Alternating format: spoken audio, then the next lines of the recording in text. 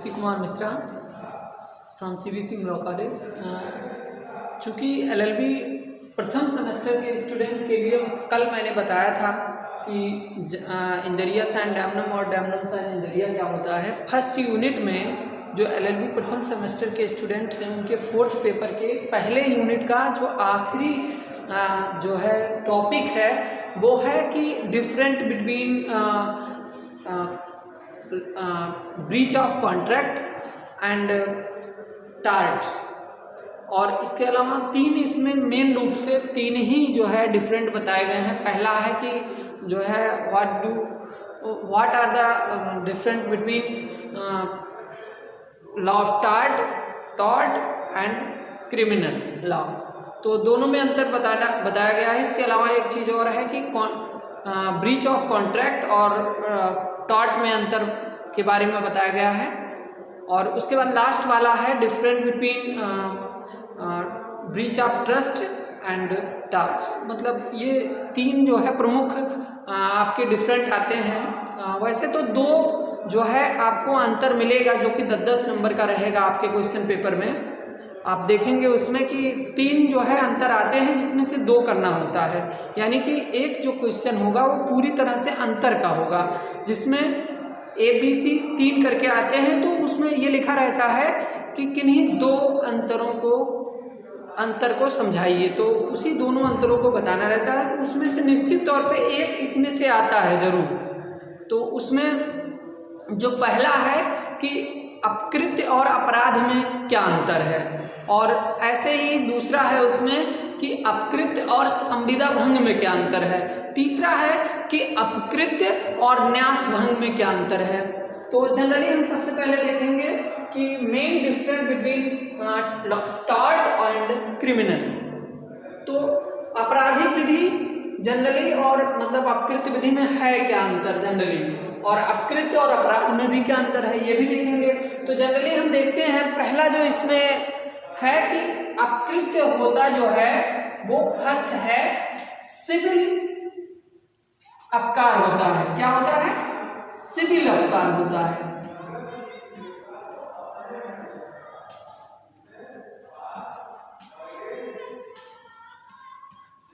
जो टॉर्ट होता है ये सिविल रॉन्ग होता है और ये क्रिमिनल रॉन्ग होता है। देखिए यही जानना है जनरली कि सिविल रॉन्ग और क्रिमिनल रॉन्ग क्या होता है।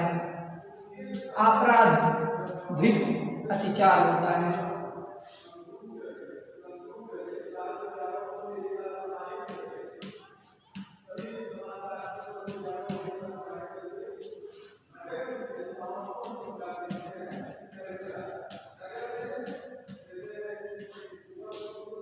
अत्याचार अपकार होता है। अपकार कर लीजिए। इसमें ये है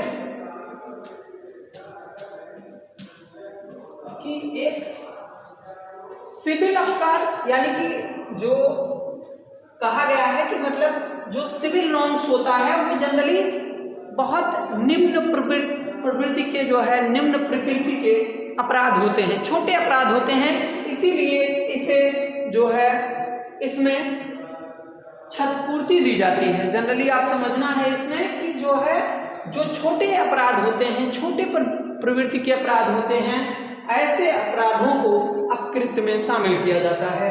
और ये आप जो अपराध होता है, जो अपराध है वह गंभीर प्रकृति का होता है। ऐसी दशाओं में गंभीर प्रकृति के होने के नाते यह जो है यह संपूर्ण समाज के लिए जो है संपूर्ण समाज के लिए ये हानिकारक होता है। संपूर्ण समाज के प्रति कर्तव्य का उल्लंघन होता है, ये बात होती है। यानी कि जनरल बात मैं बताना चाहूँगा कि संपूर्ण समाज मैंने बताया था कि एक राइट इन रेम होता है, राइट इन रेम होता है, ये राइट इन पर्सोनम होता है, ये राइट इन रेम। दो चीजें मैंने बताया था कि दो चीजें होती हैं राइट इन रेम। और रेम और पर्सोनम में यही मैंने बताया था कि राइट इन रेम जो होगा वो लोक लक्षी अधिकार होता है, ऐसा अधिकार और अथवा कर्तव्य जो कि संपूर्ण विश्व के लिए प्राप्त होता है, संपूर्ण विश्व के खिलाफ भी प्राप्त होता है। देखिए, अगर वो कर्तव्य है तो संपूर्ण विश्व के प्रति होगा, और अगर अधिकार है तो संपूर्ण विश्व के खिलाफ होगा। यही बात है। तो यही राइट इन पर्सोनम का मतलब है उसका ये एक व्यक्तिलक्षी अधिकार होता है जो कि उसे स्वयं प्राप्त होता है। तो जनरल जो सिविल रॉन्ग्स होते हैं वो जनरली राइट इन पर्सोनम होते हैं।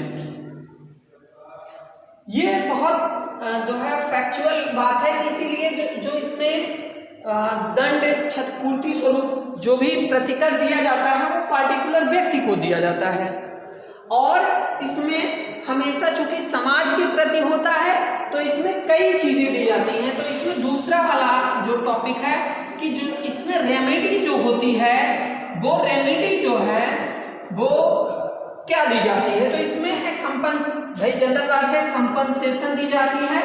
ठीक है, कंपनसेशन दी जाती है, प्रतिकर दिया जाता है, क्षतिपूर्ति दी जाती है,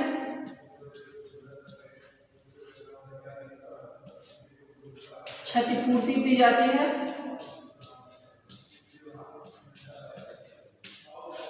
क्षतिपूर्ति दी जाती है। जबकि यहाँ क्या होता है कि यहाँ पर जनरली जो है वो 3 चीजें दी जाती हैं। आप जानते हैं कि मतलब सबसे पहले यहाँ सजा दिया जाता है, सजा यानी कि पनिशमेंट वो दांडिक होगा, दांडिक ये दांडिक होता है।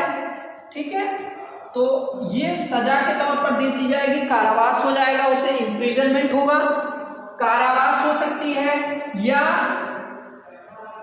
इम्प्रिजनमेंट है,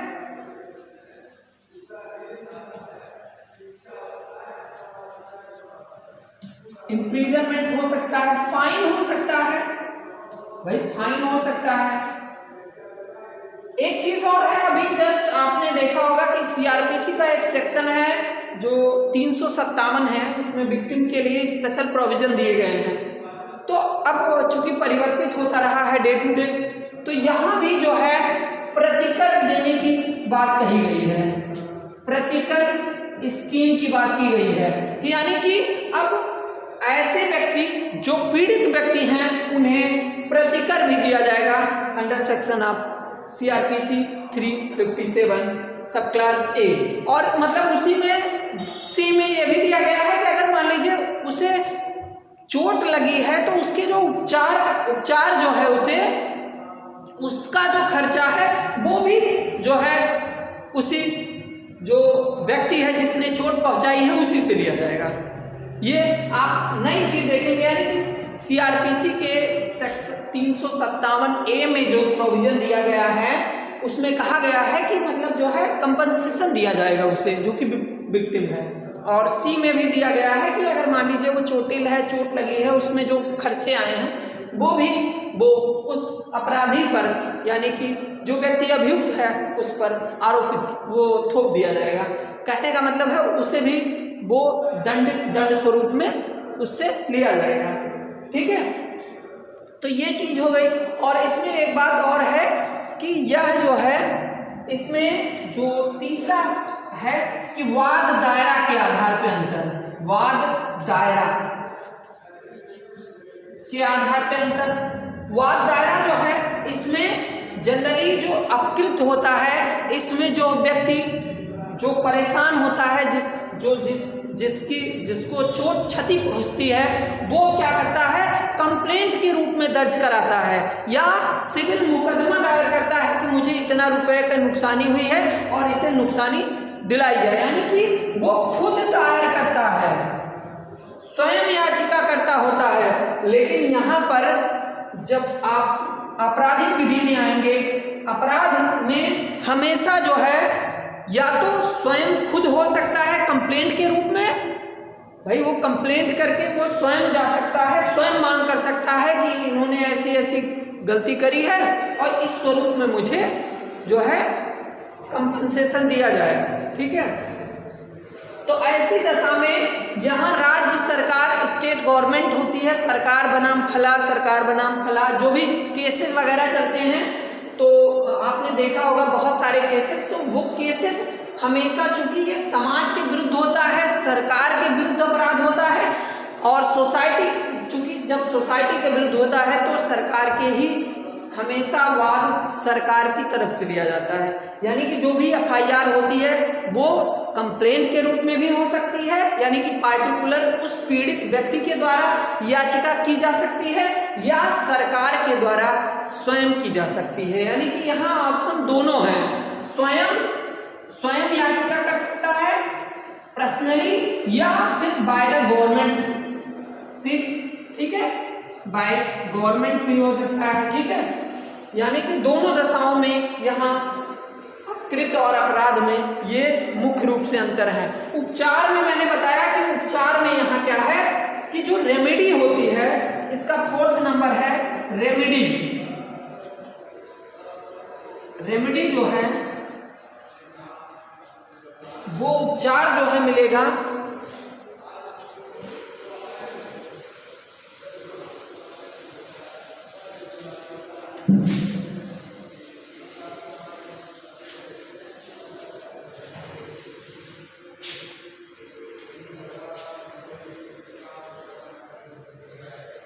मैंने चौथा बताया इसमें कि चौथा रेमेडी का जो की बात जो कही गई है वो रेमेडी यहाँ क्षतिपूर्ति या प्रतिकर के रूप में दी जाएगी।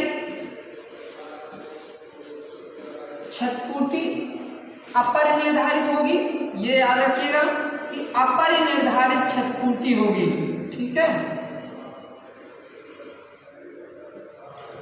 अपरिनिर्धारित क्षतिपूर्ति होगी वो जो कि मिलेगी उसे, ठीक है। लेकिन यहाँ क्या है कि यहाँ रेमेडी क्या होगी कि जनरल बात है कि अब का मैंने प्रोविजन आपको बताया कि यहाँ तो सजा होगी, सजा होगी, वो चाहे किसी रूप में हो, मतलब इम्प्रिजनमेंट के रूप में हो सकती है, कारावास हो, ठीक है, या फिर फाइन हो सकता है, या इम्प्रिजनमेंट में पनिशमेंट में मेजर पनिशमेंट भी है शामिल, उसमें कैपिटल पनिशमेंट भी आप शामिल कर सकते हैं कि फांसी की सजा भी हो सकती है। और ये जो फाइन का प्रोविजन है, जुर्माना हो सकता है, या फिर यहाँ मैंने आपको बताया कि प्रतिकर भी प्राप्त हो सकता है, प्रतिकर भी मिल सकता है। तो ऐसी दशाओं में जो रेमेडी का प्रोविजन है वो आपराधिक विधि में अधिक होता है, और यहाँ चूंकि एक पार्टिकुलर व्यक्ति के लिए है तो इसलिए यहाँ जो क्षतिपूर्ति होती है चूंकि अपर निर्धारित है, यहाँ पहले से ही निश्चित होता है, ये निश्चित है, यहाँ जो भी सजा मिलनी है वो पहले से निश्चित है, पूर्व निर्धारित होती है कि इतना इनको मिलेगा अगर उनकी नुकसानी के हिसाब से। और यहाँ है कि यहाँ भी चूंकि अपर निर्धारित है तो आप जो कोर्ट का काम है कि वो डिसाइड करती है कि इतनी क्षतिपूर्ति इनको मिलनी चाहिए जितनी उनको नुकसानी हुई है, जनरल बात है, ठीक है। इस तरह से जो ये मुख्यतः 4 अंतर जनरली हैं कि पहला है कि वो जो अपकृत्य विधि है, अपकृत्य में हमेशा सिविल अपकार शामिल होता है और आपराधिक विधि में आपराधिक अपकार शामिल होते हैं जो कि समस्त समुदाय के प्रति होते हैं। और दूसरा मैंने बताया आपको कि इसमें जो है अपकृत्य में हमेशा क्षतिपूर्ति मिलती है, लेकिन यहाँ सजा का प्रोविजन है, यहाँ हमेशा 3 चीज़ें मिलती हैं, सजा वगैरह रहता है। इसमें एक चीज़ और है, यहाँ दंड स्वरूप जुर्माना भी होता है और यह लोक अधिकारों का उल्लंघन होता है, यहाँ व्यक्तिगत अधिकारों का उल्लंघन होता है। और तीसरी चीज़ मैंने बताई कि इसमें वादी दायरा जो है स्वयं करता है और यहाँ सरकार करती है या फिर स्वयं वह पीड़ित भी कर सकता है।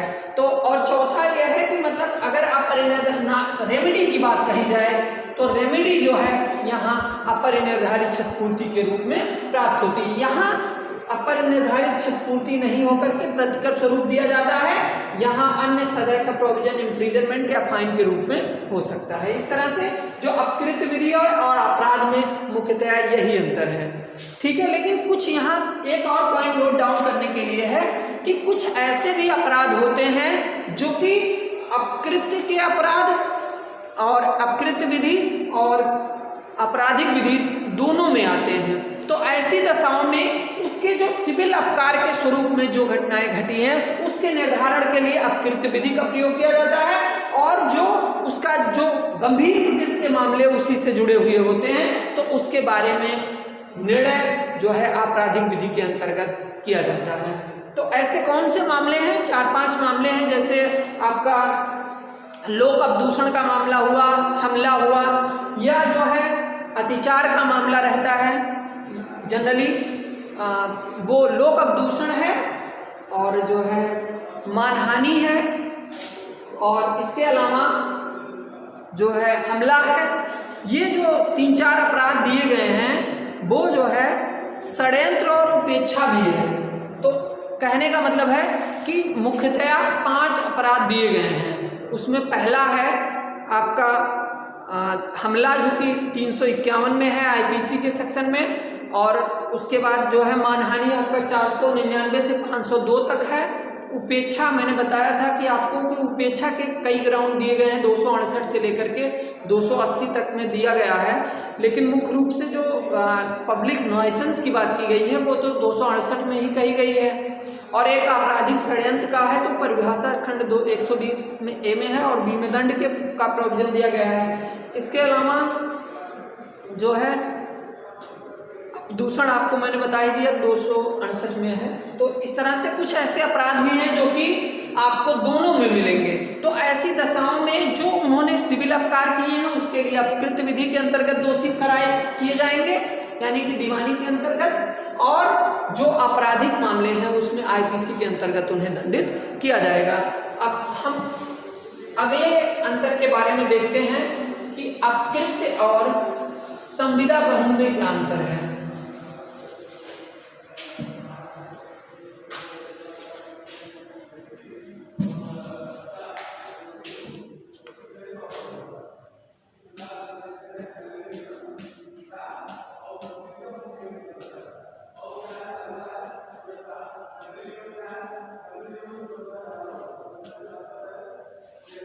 अपकृत और संविदा भंग में मुख्यतः मैंने आपको बताया कि यहाँ संविदा जो होती है वो हमेशा क्या होता है, संविदा 2 या 2 से अधिक पक्षकारों के बीच में कोई एक ऐसा करार होता है जो कि विधि द्वारा परिवर्तनीय होता है, उसे संविदा कहा जाता है। जनरल बात है कि an agreement which is enforceable by law, that is contract। Generally आपने पढ़ा ही है, आप पढ़ते ही हैं कि जो कि आपका प्रथम प्रश्न पत्र है, जो कि LLB प्रथम सेमेस्टर के का प्रथम प्रश्न पत्र लॉ ऑफ कॉन्ट्रैक्ट फर्स्ट के रूप में है। तो उसमें बताया गया है कि जो संविदा होती है वो क्या है कि विधि द्वारा जो परिवर्तनीय होती है, ऐसा कोई करार जो कि विधि द्वारा परिवर्तनीय है, दैट इज कॉन्ट्रैक्ट। तो मेरा कहने का मतलब है जब 2 या 2 से अधिक पक्षकार मिलकर के किसी वैध प्रतिफल के लिए आपस में करार करते हैं तो वही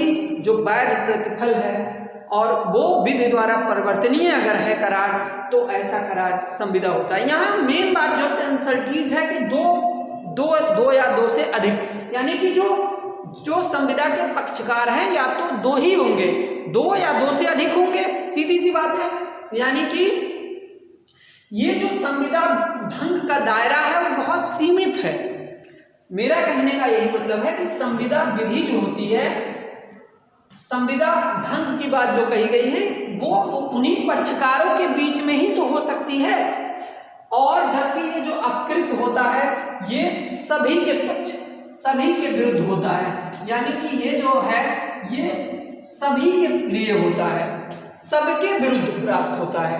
यानी कि यह अपकृत्य का जो कर्तव्य होता है, कर्तव्य जो है वो सर्व समाज के प्रति होता है, सर्व समाज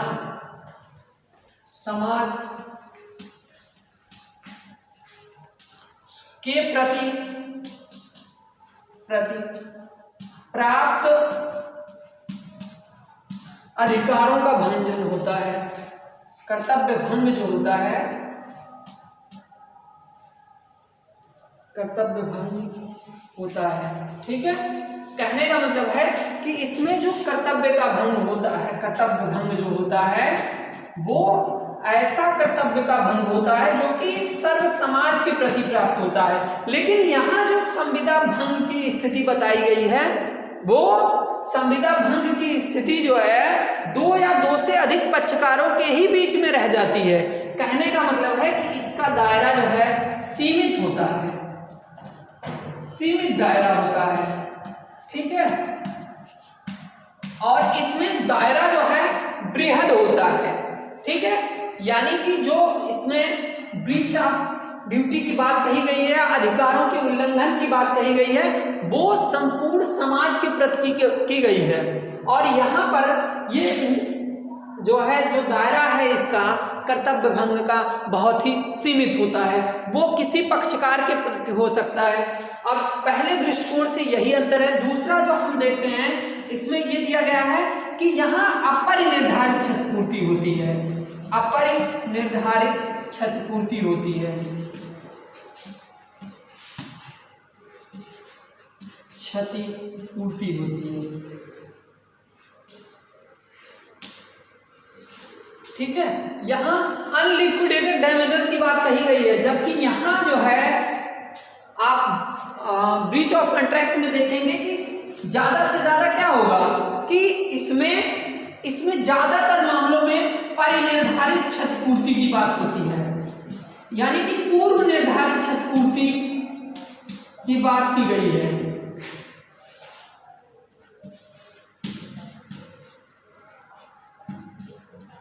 मैंने आपको बताया था कि इंडियन कॉन्ट्रैक्ट एक्ट के सेक्शन 73 में अपरिनिर्धारित क्षतिपूर्ति के बारे में बताया गया है और 74 में परिनिर्धारित क्षतिपूर्ति के बारे में बताया गया है। तो कहने का मतलब है कि जो ये परिनिर्धारित भी हो सकती है और अपरिनिर्धारित भी हो सकती है, ठीक है। अगर कॉन्टेक्चुअल मतलब उसे डेप्थ में जाके पढ़ा जाए तो दोनों इसमें जो है मिलती हैं, दोनों तरह की क्षतिपूर्ति मिल सकती है, ठीक है। तो कहने का मतलब है कि यहाँ तो अपरिनिर्धारित एकदम सिक्योर है कि ऐसी दशाओं में अपकृत में हमेशा अपरिनिर्धारित क्षतिपूर्ति की ही बात करी गई है, और यहाँ जो है संविदा भंग में हमेशा परिनिर्धारित क्षतिपूर्ति की बात कही जाती है। इसमें एक केस आया था, मैं आपको बताना चाहूँगा कि एक केस आया था जो कि उपेक्षा से संबंधित था, डोनो वर्सेस स्टीवेंसन। उसमें क्या होता है कि एक महिला वादी जो है अपने एक महिला मित्र के साथ जो है एक रेस्तरां में जाता है, कहता है कि मुझे जिंजर बियर दे दीजिए, मुझे पीना है, और जाकर वो खरीदता है। चूंकि जिंजर बियर ऊपर से प्लास्टिक चढ़ा हुआ था, उसका जो लेबल था वो बहुत मोटा था और वो आर पार दिखाई नहीं देता था, यानी कि नॉन ट्रांसफरेबल था। तो ऐसी दशाओं में ये नहीं देखा जा सकता था कि अंदर क्या है। ऐसी दशा में वो अपनी महिला मित्र के लिए निकालता है और वो जिंजर उसके जो है गिलास में डाल देता है, और बाकी जो बचे जिंजर होते हैं दूसरे गिलास में डालता है। वो देखता है उसकी महिला मित्र तब तक थोड़ा सा पी चुकी होती हैं, और ऐसी दशाओं में जब वो पूरा गिलास दूसरे वाले गिलास में वो पूरा उड़ेल देता है तो देखता है उसमें घोंघे का एक छोटा सा टुकड़ा जो है वो उसके अंश जो है पाए गए। तो ऐसी दशाओं में वह एक मुकदमा दायर करता है और वह कहता है कि मतलब इस कंपनी ने, जो कि कंपनी थी, उसके विरुद्ध जो है मुकदमा दायर करता है और कहता है कि उसमें जो है इन्होंने लापरवाही बरती है, इसकी वजह से मेरी जो महिला मित्र है उसको बहुत ज़्यादा नुकसान हुआ है और उस नुकसान की भरपाई के लिए मुझे क्षतिपूर्ति चाहिए। तो ऐसी दशाओं में कोर्ट ने कहा यस, कोर्ट ने ऐसे इस मामले को एक्सेप्ट करते हुए कहा कि वो सभी लोग जो कि इस उत्पादन के प्रति में जिम्मेदार हैं, उत्पादन के लिए जो विक्रेता व्यक्ति है या जो सप्लायर है, यानी कि इस सीरीज में जो लोग आ रहे हैं वो सभी लोग उत्तरदायी होंगे, लेकिन मूल रूप से जो विनिर्माता है वो ही दायी होगा। क्यों? क्योंकि यहाँ पर जो चूंकि अपारदर्शी थी, तो उसका मतलब यही है कि उपभोक्ता और उत्पादक के बीच में जो रिलेशन है वो डायरेक्ट होता है, यानी कि जो व्यक्ति उत्पादक है, उत्पादक ने तुरंत बनाया तो उसका उपभोग जो करेगा उसके बीच में बीच वाले जो हैं बस केवल वो एक ब्रोकर का काम कर रहे हैं। लेकिन जो सीधा संबंध है वो हमेशा स्ट्रेट फॉरवर्ड है कि डायरेक्ट उत्पादक से उपभोक्ता को मिला, यानी कि सीधा संबंध होने के नाते पूर्ण रूप से वो जिम्मेदार है। ऐसी दशाओं में उत्पादक को जो है जिम्मेदार ठहराया गया और वादी को क्षतिपूर्ति प्राप्त हुई।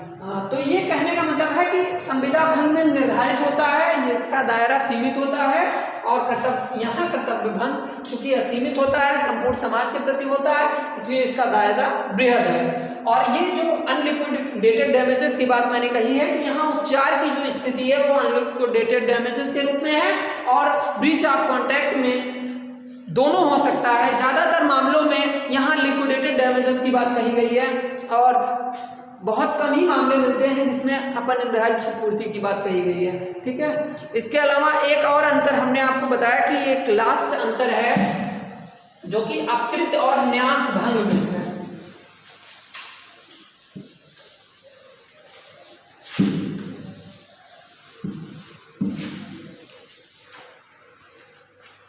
अपकृत और न्यास भंग में अंतर।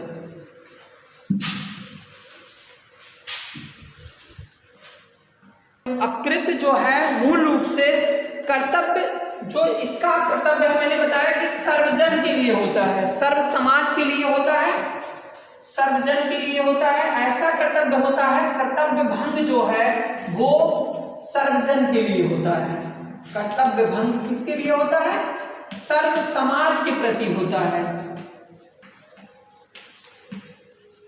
समाज के प्रति दिए गए कर्तव्यों के प्रति होता है। ठीक है, यानी कि होल ऑफ द सोसाइटी के प्रति इसमें ब्रीच ऑफ जो ड्यूटी दी गई है उसको भंग करने का काम समस्त समाज के प्रति होता है। तो ऐसी दशाओं में इसमें इसका जो दायरा है इसका बड़ा होता है, यानी कि जो जनरल बात कही गई है कि जो न्यास भंग होता है इसमें जो ट्रस्टी न्यासी होता है उसका जो दायरा, उसका जो दायित्व होता है वो हमेशा हितग्राही के प्रति होता है, जो उसमें बेनिफिशरीज हैं उन्हीं के बारे में होता है। अगर मान लीजिए कोई दायित्व उनको दिया गया है, कोई नुकसानी होती है या कोई भी क्षति पहुंचती है तो वह केवल और केवल उस हितग्राही को देने के लिए ही बाध्य है, यानी कि उसकी यहाँ है केवल हितग्राही के बारे में बात कही गई है कि जो हितग्राही के प्रति ही जिम्मेदार होता है वो ट्रस्टी। और यहाँ जो है यहाँ हितग्राही के प्रति जिम्मेदार होता है, और यहाँ जो है उस कर्तव्य को देखते यहाँ कर्तव्य सर्व समाज के प्रति होता है। ये जनरल बात है। उसके बाद एक और इसके रेमेडी में भी अंतर होता है। यहाँ मैंने बताया था कि यहाँ जो है अनलिक्विडेटेड डैमेजेस की बात कही गई है। ठीक है,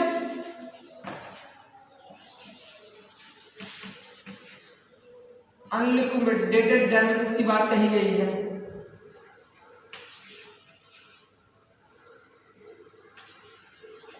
और यहाँ जो है ये मान के चलिए कि जो गलती हुई है उस न्यासी के द्वारा, तो ऐसी दशाओं में जब न्यास भंग होता है तो यहाँ क्या होता है कि यहाँ लिक्विडेटेड डैमेजेस ही हमेशा होता है।